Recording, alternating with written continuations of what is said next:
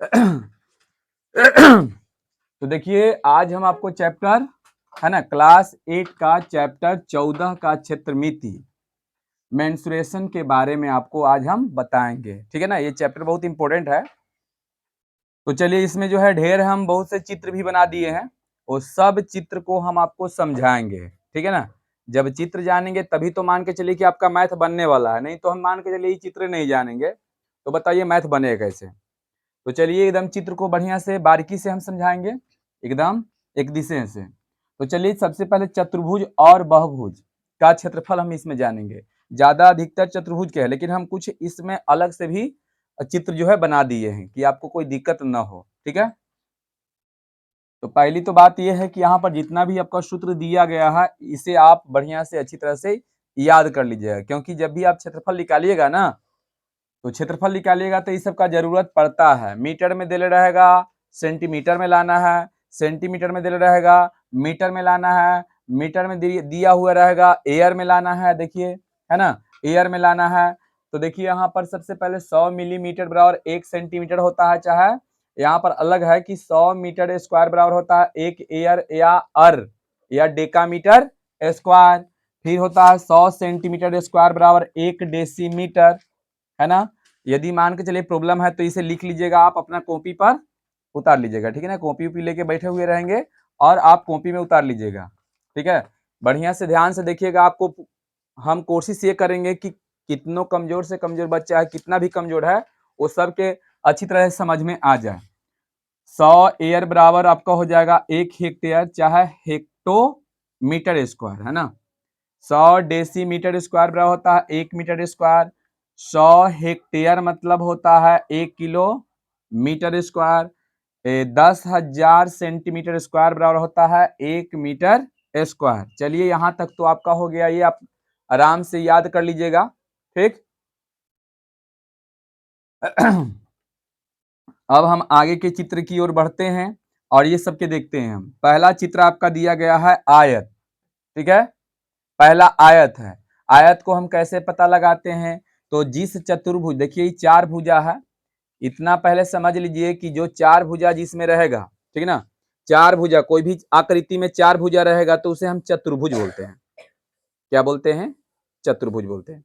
तो देखिए ये चतुर्भुज ही है, ठीक है, लेकिन इस चतुर्भुज में इसका नाम आयत है। तो कैसे? तो जिस चतुर्भुज के आमने सामने के भुजा बराबर हो, है ना, आमने सामने के भुजा बराबर हो और इसका प्रत्येक कोण 90 डिग्री के हो, है ना, ऐसे 90 डिग्री के हो, तब उसे हम क्या कहते हैं? आयत कहते हैं। आप ऐसे भी बोल सकते हैं कि जिस चतुर्भुज के आमने सामने के भुजा बराबर हो और ये जो विकर्ण है, ये जो तिरछा तिरछी होता है इसे विकर्ण कहते हैं। जिस चतुर्भुज के भुजा आमने सामने के भुजा बराबर हो और विकर्ण भी क्या हो? बराबर हो। ठीक है, तब हम उसे कहते हैं क्या?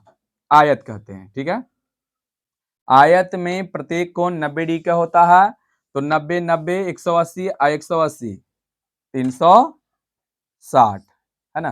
तो यदि आपका क्वेश्चन में आ जाए कि चतुर्भुज के यानी कि आयत के चारों कोण का योगफल कितना होता है, तो आप बता दीजिए 360। अब आगे बढ़ते हैं। समांतर चतुर्भुज, है ना, चतुर्भुज। तो समांतर चतुर्भुज में क्या है? आयत के ही रूप है, इसका भी आयत के भी रूप है। जैसे में देखिए, जिस चतुर्भुज के आमने सामने के भुजा बराबर हो लेकिन विकर्ण अलग अलग हो, देखिए एक विकर्ण बड़ा और एक विकर्ण छोटा। तो जिस चतुर्भुज के आमने सामने के भुजा बराबर हो और विकर्ण अलग अलग हो, है ना, तब उसे हम क्या कहते हैं? समांतर चतुर्भुज कहते हैं। आगे चलते हैं वर्ग में। तो जिस चतुर्भुज के, है ना, जिस चतुर्भुज के चारों भुजा बराबर हो और प्रत्येक कोण 90 डिग्री का हो, ठीक है, प्रत्येक कोण 90 डिग्री का हो, तब उसे हम क्या कहते हैं? वर्ग कहते हैं। और वर्ग के जो है चाहे ऐसे भी बोल सकते हैं, जिस चतुर्भुज के चारों के चारों भुजा बराबर हो और विकर्ण भी क्या हो? बराबर हो, तब हम उसे क्या कहते हैं? वर्ग कहते हैं। अब वर्ग के ही एक रूप है, देखिए वर्ग का ही रूप है जिस चतुर्भुज के चारों भुजा बराबर हो। चलिए चारों भुजा तो बराबर है, लेकिन थोड़ा डिफरेंट यही है कि इसका विकर्ण क्या है, अलग अलग है। लेकिन आपका चतुर्भुज में वर्ग में दोनों के दोनों विकर्ण आपस में क्या होते हैं, तो बराबर होते हैं। समझ गए ना, क्या होते हैं, बराबर होते हैं। ठीक, बराबर होते हैं, ठीक है ना। और याद रखिएगा एक बात भी आपको हम बता देते हैं, वो बहुत इंपॉर्टेंट है, आगे आपका जरूरत पड़ेगा। और आगे हम आपको बता भी दिए हैं, है ना। आपका किस में, तो रचना में बताए थे कि ये क्या है, तो ये समचतुर्भुज है। समचतुर्भुज में जब दोनों विकर्ण एक दूसरे को टकराता है तो जानते हो यहाँ 90 डिग्री का कोण बनाता है, याद रखना। वो एक दूसरे पर क्या होते हैं, वो एक दूसरे पर लंब होते हैं। तो जब भी दोनों विकर्ण टकराएगा तो यहाँ पर 90 डिग्री का कोण बनाएगा, 90 यहाँ बनाएगा, 90 90 90, समझ रहे हो ना। तो देखिए एक दूसरे को लंब है ना, ये समझिए कि एक दूसरे पर क्या होते हैं, लंब होते हैं। क्या होते हैं, लंब होते हैं। लंब मतलब 90 डिग्री के कोण बनाते हैं। तो चलिए ये फाइनल हो गया। आगे बढ़ते हैं समलंब चतुर्भुज में। समलंब चतुर्भुज में क्या होगा, तो समलंब चतुर्भुज में आपको क्या देखना है, तो इसमें वैसे चतुर्भुज जिसकी दो भुजाएं समांतर हो। तीसरा भुजा से हमको मतलब नहीं है, केवल कितने भुजा से मतलब है, दो भुजा। इसमें क्या होना चाहिए, समांतर होना चाहिए, ठीक है। तो देखिए मान के चलिए कि आपका ए है, ये बी है, ये सी है और ये डी है। तो देखिए ए डी और बी सी ये दोनों समांतर है ना। समांतर उसे कहते हैं कि यदि वो दोनों भुजा के दाएं या बाएं आप खींचिएगा तो कहीं भी एक दूसरे से नहीं टकराएगा। जैसे ट्रेन के पटरी के बताइए, कहीं भी ट्रेन के पटरी के जो दोनों चक्का ऐसे करके होता है तो क्या वो कभी भी ऐसे सटेगा, ये ट्रेन के पटरी है तो क्या ऐसे आके ऐसे भी सट जाता है, नहीं सटेगा, नहीं सटेगा ना। तो चलिए जब सटेगा तो ट्रेन चलेगा कैसे, नहीं चलेगी। तो देखिए सबसे पहले ये भुजा दोनों जो है, ये भुजा को आप किधर कितनों आप आगे में है बढ़ाइए, इधर में है बढ़ाइए, कभी भी ये भुजा एक दूसरे को नहीं मिलेंगे। लेकिन अगर हम ये दोनों भुजा का लेते हैं, देखिए इसको आगे में बढ़ाते हैं, ऐसे बढ़ाते हैं, ऐसे बढ़ाएं, ऐसे बढ़ाएं, और ई वाला का भी बढ़ाते हैं। देखिए टकराया ना, टकरा गया कि नहीं। तो इसमें दो भुजा से हमको मतलब है, कितना भुजा से मतलब है, दो भुजा से। तो एक मतलब कि इसे हम क्या कहेंगे, ऐसे चतुर्भुज को हम समलंब चतुर्भुज कहते हैं। चलिए नेक्स्ट चलते हैं वृत्त। तो चलिए वृत्त के बारे में बताते हैं। जो चक्का हो गया, गोल हो गया, आप जहां गोल कर दीजिए ऐसे, ठीक है, तो ये आपका वृत्त हो गया। वृत्त के बीच में जो धुरा होता है, साइकिल के जो चक्का होता है ना, तो इसके बीच में जो है धुरा होता है, ठीक है। और ये धुरा में इस टाइप से स्कूप होता है, स्कूप होता है ना। तो ये स्कूप को क्या बोलते हैं, त्रिज्या बोलते हैं। क्या बोलते हैं, और त्रिज्या जो है जब दो स्कोप मिलेगा ऐसे करके तो इसको व्यास बोलते हैं। दो स्कोप मिलेगा तो व्यास बोलते हैं। एकर मतलब कि ये व्यास के त्रिज्या आधा होता है और व्यास त्रिज्या के दुगुना होता है ना। ये समझ में आया कि नहीं। जब इसमें दो स्कोप को हम जोड़ेंगे, एकदम ध्यान से, कि एक बच्चा का ध्यान यहाँ होना चाहिए। देखो यहाँ पर देखिए, ये आपका त्रिज्या है, ये आपका त्रिज्या है, दो गो त्रिज्या मिला, ये आपका व्यास बन गया। क्या बन गया, व्यास बन गया। तो चलिए ये आपका वृत्त है ना, वृत्त में ये त्रिज्या होता है। जब हम वृत्त को आधा आधा काट देंगे, है ना, देखिए इस तरह से ये वृत्त जो है आधा काटा गया है, ठीक है, इस तरह से आधा काटल गया है। तो बताइए इसको बोलते हैं अर्धवृत्त, यानी वृत्त के आधा, वृत्त के आधा। नेक्स्ट क्या है अरे मैया देखो यहाँ है ना, ये है ना, ऐसे काट दिए ये वृत्त को, तब वृत्त को काटे तब बताइए ये आधा बना ना ऐसे, देखिए तो आधा वृत्त हो गया। समझ गए। अब देखिए आगे है बेलन।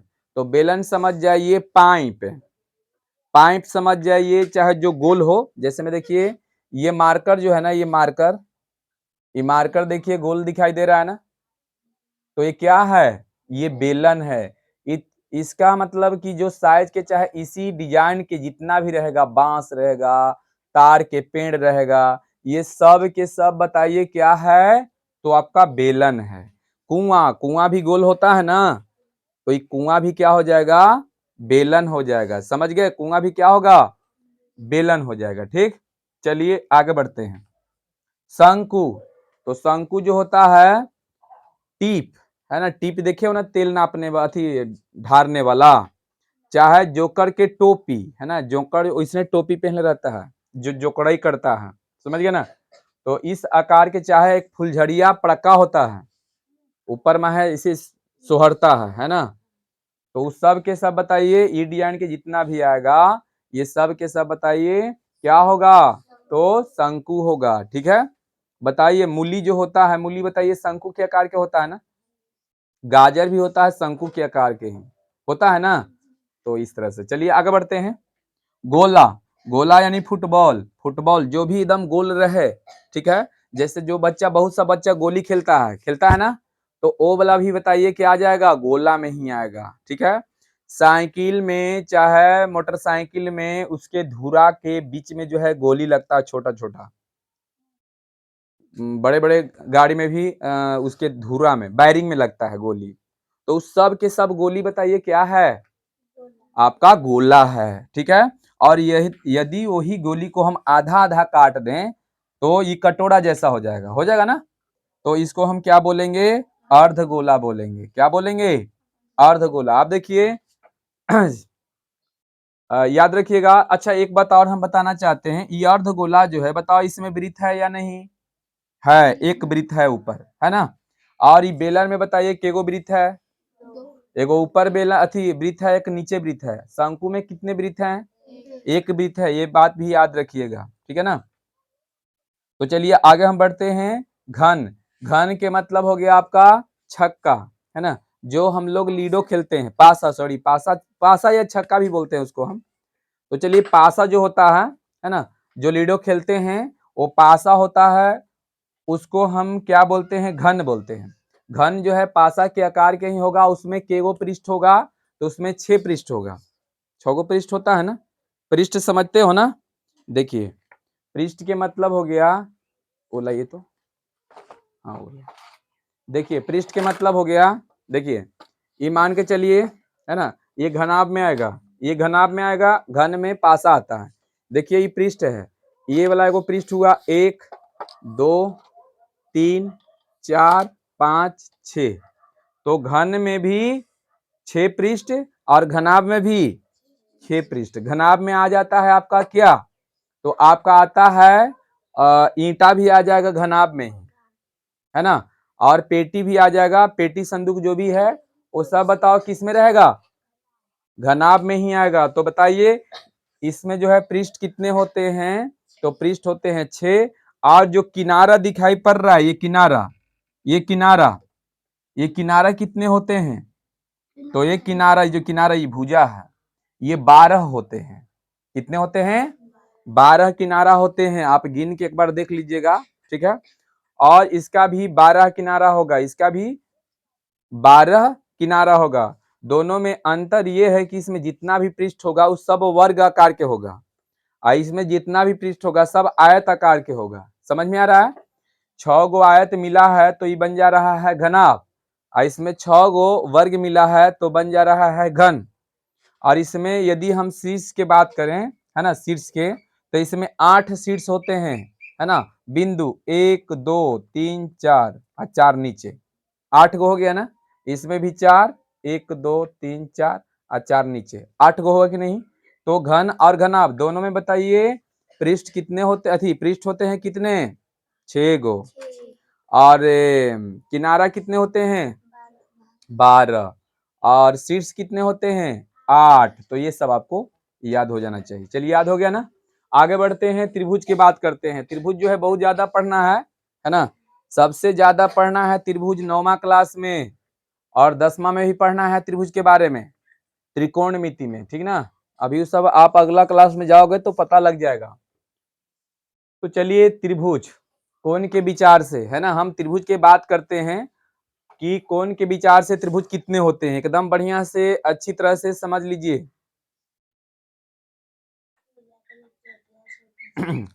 चलिए ठीक, शांत रहिए।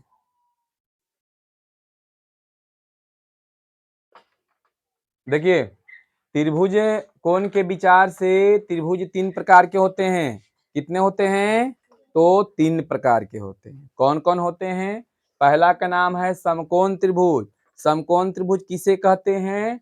तो समकोण त्रिभुज कहते हैं कि जिसमें एक कोण 90 डिग्री का हो। अब इसमें एक और बहुत इंपॉर्टेंट चीज है, वो भी हम आपको बता देते हैं, उसे ध्यान से आप लोग समझ लीजिएगा। समकोण त्रिभुज जो होता है उसके नीचे वाला को हम बोलते हैं, यहां से यहां तक जो भुजा है इसको बोलते हैं आधार। क्या बोलते हैं? आधार। और ई वाला का बोलते हैं, चाहे आप लंब कहिए और चाहे आप ऊंचाई कहिए। समझ गए ना? यहां से लेकर यहां तक, ठीक है। और ये जो सीढ़ी है, इस सीढ़ी को हम क्या कहते हैं? कर्ण कहते हैं, है ना? कर्ण कहते हैं। अब देखिएगा यहां पर एक सूत्र भी बनता है कि कर्ण, कर्ण बराबर तो लंब स्क्वायर प्लस आधार स्क्वायर के ये पूरा के अंडर रूट हो जाएगा। इसमें सबसे बड़ा भुजा जो होता है आपका वो कर्ण होता है। तो कर्ण जब हम निकालते हैं ना तो दोनों के जुटना पड़ता है। अब बताइए एक बड़ा आदमी है, एक थोड़ा सा मजबूत आदमी है, ठीक है ना? तो बताइए मजबूत आदमी है और उसको दो आदमी से लड़ाई करना है, तो बताओ दोनों आदमी के जुटना पड़ेगा तभी ना इससे लड़ेगा। तो एक आदमी के तो फटाक दर पटक देगा, केहुनाट देगा, मार के हुनाट के ढूंढ देगा। तो इस चलते आपका कर्ण इसमें सबसे क्या है? कर्ण जो है सबसे बड़ा होता है। तो कर्ण से फरियाने के लिए, है ना, कर्ण से फरियाने के लिए आपको लंब और आधार दोनों के प्लस होना पड़ेगा, दोनों के जुटना पड़ेगा। समझ गए ना? लेकिन यदि इसमें से क्या, तो इसमें से कोई दूसर का निकालना, जैसे हम आधार निकालते हैं तो आधार बराबर सूत्र क्या हो जाएगा? तो एक कर्ण में से खाली क्या कर देना है, उसको घटा देना है जो बचल है, जैसे लंब, है ना। तो देखिए इसमें से कोई क्या है कि एकड़ा में सबसे बड़ा कौन है? कर्ण। तो यदि कर्ण के निकालना है तो दोनों को जुटना पड़ेगा, लेकिन कर्ण के छोड़ के बाकी दोनों को निकालेगा तो कर्ण में से घटेगा। समझ में आ रहा है? ये कर्ण में से घटेगा तब इसको ताकत है, कर्ण में से घटेगा और आधा ताकत, तब समझिए कि एकर बराबर में आएगा। तो इसी तरह से बताइए लंब बराबर भी वही सूत्र होगा ना? क्या? तो कर्ण स्क्वायर माइनस में आधार, है ना, आधार स्क्वायर, यहाँ पर रूट कर देना है पूरा का, ठीक है। तो देखिए ये 3 सूत्र बना ना, ये 3 सूत्र आपका इससे बना है, ठीक है ना। ऐसे मान के चलिए कि अभी सूत्र बहुत से हैं, लेकिन अगर सूत्र की हम बात करेंगे तो अभी बहुत सा ज्यादा आ जाएगा। तो अभी तो हम खाली आपको समझा रहे हैं चित्र के बारे में। अब देखिए नेक्स्ट है न्यून कोण। याद रखिएगा हम यहाँ कोण के विचार से करेंगे। बताइए यदि किसी को मान लीजिए कि क्या करना है, किसी को जैसे राम श्याम मोहन बहुत से लड़के हैं और सबके तुलना करना है, देखना है, तो बताओ यदि हम उसको मोटाई में देखेंगे तो बताइए सबके मोटाई देखेंगे ना? मोटाई देखेंगे कि नहीं? मोटाई देखेंगे। यदि लंबाई में देखेंगे तो बताओ उसका लंबाई से तुलना करेंगे। लंबाई के तुलना करना है तो ये तो नहीं देखेंगे कि मोहन काला है गोरा है, ये सब तो नहीं देखेंगे, नहीं देखेंगे ना। तो इस तरह से यहाँ पर यदि हम कोण की बात करेंगे तो खाली हम कोण से ही चलेंगे, और भुजा की बात करेंगे तो भुजा से चलेंगे। समझ गए ना? तो इस तरह से यहाँ पर देखिए समकोण त्रिभुज है आपका, है ना। तो समकोण त्रिभुज के देखिए कोण की बात हो रहा है, तो जिस त्रिभुज में एक कोण 90 डिग्री का हो उसे हम क्या कहते हैं?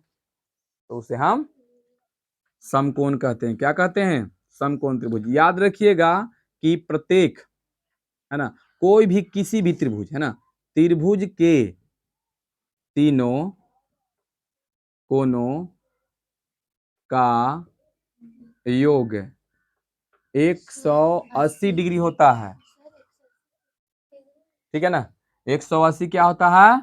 डिग्री होता है। जहां 3 भुजा वाला रहे तो 180 और 4 भुजा वाला रहे तो 360। समझ गए ना? ये बात बताइए, समझ में आ गया? चलिए अब यहाँ पर ध्यान से समझिएगा, जहां चतुर्भुज रहे उसका भी हम फाइनल कर देते हैं। जैसे ही चतुर्भुज है, चतुर्भुज है, समझ गए ना?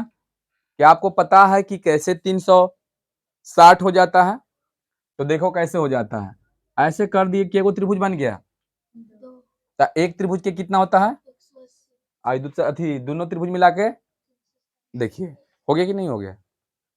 तो इस तरह से चलिए देखिए आगे बढ़ते हैं हम। तो नेक्स्ट है न्यून कोण। तो न्यून कोण त्रिभुज किसे कहते हैं? तो न्यून कोण त्रिभुज कहते हैं कि जिस त्रिभुज के प्रत्येक कोण यानी कि तीनों के तीनों कोण वो 90 डिग्री से कम होना चाहिए, लेकिन 0 डिग्री से ज्यादा होना चाहिए। 0 डिग्री से ज्यादा होना चाहिए, तब आपका वो कौन सा त्रिभुज कहलाएगा? न्यून कोण त्रिभुज कहलाएगा। चलिए इसमें कोई दिक्कत है? अब देखो यहाँ 60 है, 60 है, 60 है, बताओ सब 90 से कम है कि नहीं? अगर यहाँ 70 लिख देते, यहाँ 80 लिख देते और यहाँ पर कुछ लिख देते तो बताओ वो तो कम है ना, है कम है कि नहीं? तो यहाँ पर ध्यान दीजिए, ठीक है। आगे चलते हैं। अधिक कोण, याद रखना कि प्रत्येक कोण 90 डिग्री से कम होना चाहिए और 0 से ज्यादा। आगे है अधिक कोण। अच्छा एक क्वेश्चन और तो से हम बताते हैं, पूछते हैं कि बताइए क्या एक त्रिभुज में दो कोण भी 90 डिग्री के हो सकता है? ओ चलिए हो सकता है, देख लेते हैं। एक त्रिभुज है और बहुत से बच्चा ये कहना है कि एक त्रिभुज में 2 गो 90 डिग्री कोण होता है। देख लेते हैं, एक कोण तो 90 डिग्री हो गया, एगो और क्या कहते हैं 90, तो दुए कोण मिलके कितना हो जा रहा है? आई कहाँ गया? तो एकर मतलब कि किसी भी त्रिभुज में, समकोण त्रिभुज में, है ना, चाहे कोई भी त्रिभुज में दो गो कोण कभी भी 90 डिग्री के नहीं हो सकता है। समझ गए ना? 90 से कम हो सकता है, लेकिन 90 डिग्री के उसमें केवल और केवल कितने होंगे? एक। चलिए ये भी याद रखिएगा, क्वेश्चन में ऐसा पूछ देता है ना। कोई भी त्रिभुज में कितने समकोण होते हैं, अधिकतम कितने समकोण होते हैं? तो एक होते हैं। दो गो तो हो नहीं सकता, दो गो होगा तो समझिए दुए गो मिलके 180 बन जा रहा है, तो तीसरा कहाँ गया? तो चलिए ये तो हो गया आपका। अब आगे बढ़ते हैं। अधिक कोण। तो अधिक कोण त्रिभुज बोलते हैं कि कोई भी त्रिभुज रहे उसमें एक कोण आपको 90 डिग्री से ज्यादा होना चाहिए, 90 डिग्री से ज्यादा होना चाहिए और 180 डिग्री से कम होना चाहिए। ये बात याद रखिएगा, 90 से ज्यादा, 180 से कम, वो भी एक ही कोण। तो क्या कोई त्रिभुज में, ध्यान दीजिए, कोई त्रिभुज में जैसे 120 कर दिए हैं, तो क्या दो कोण हो सकता है 120 के? नहीं हो सकता है। तो चलिए इसमें भी एक कोण भी हो जाएगा। तो चलिए आगे बढ़ते हैं। ये तो अभी बता ही दिए कि त्रिभुज के तीनों कोण का योगफल कितना होता है? 100। हाँ, अब देखिए त्रिभुज भुजा के विचार से अब जानेंगे। यहाँ तो हम कोण के विचार से जान रहे थे, अब हम किसके विचार से जानेंगे? भुजा के विचार से। तो देखिए भुजा के विचार से त्रिभुज कितने प्रकार के होते हैं? तो 3। समबाहु त्रिभुज, समद्विबाहु त्रिभुज, विषम बाहु त्रिभुज। अब समबाहु त्रिभुज किसे कहते हैं? तो जिस त्रिभुज के तीनों भुजा बराबर हो, तीनों के तीनों भुजा बराबर हो तो उसे हम समबाहु त्रिभुज बोलते हैं। बताइए यहाँ पर भुजा का बात हो रहा है तो हम कौन के नाम ले रहे हैं? बाहु के बात कर रहे हैं। बाहु, बाहु मतलब भुजा, है ना। तो समबाहु, समद्विबाहु, तो समबाहु मतलब सम के मतलब बराबर, बाहु के मतलब भुजा हो जाएगा, यानी कि इसमें सब के सब भुजा क्या होगा? बराबर होगा। समद्विबाहु त्रिभुज में दो भुजा बराबर होगा, एक भुजा अलग होगा। देखिए दो भुजा पर एक को चिन्ह मार ले हैं और तीसरा भुजा पर दो मार दिए, एक मतलब की भुजा क्या है? अलग है। तो जिस त्रिभुज में दो भुजा बराबर हो, तीसरा भुजा कितना भी रहे उससे हमको मतलब नहीं है, ऐसे त्रिभुज को क्या बोलते हैं? समद्विबाहु त्रिभुज बोलते हैं। आगे है विषमबाहु त्रिभुज। तो विषमबाहु त्रिभुज उसे कहते हैं जिसकी तीनों के तीनों भुजा अलग अलग हो, है ना, यानी तीनों में कोई किसी से मतलब नहीं, सब अलग अलग है। एगो 6 है, एगो 7 है, एगो 8 है, एगो 10 है, एगो 11 है, एगो 12 है, मतलब सब भुजा क्या है? अलग अलग है। तो उसे हम क्या बोलते हैं? विषमबाहु त्रिभुज। तो चलिए बताइए इसमें कोई दिक्कत है? बोलिए, इसमें कोई बच्चा प्रॉब्लम है? जल्दी बताइए कि कहीं पर दिक्कत है तो बोलिए, उसे हम फिर से समझा देते हैं। कोई के दिक्कत नहीं है ना? तो चलिए आप उतार लीजिए।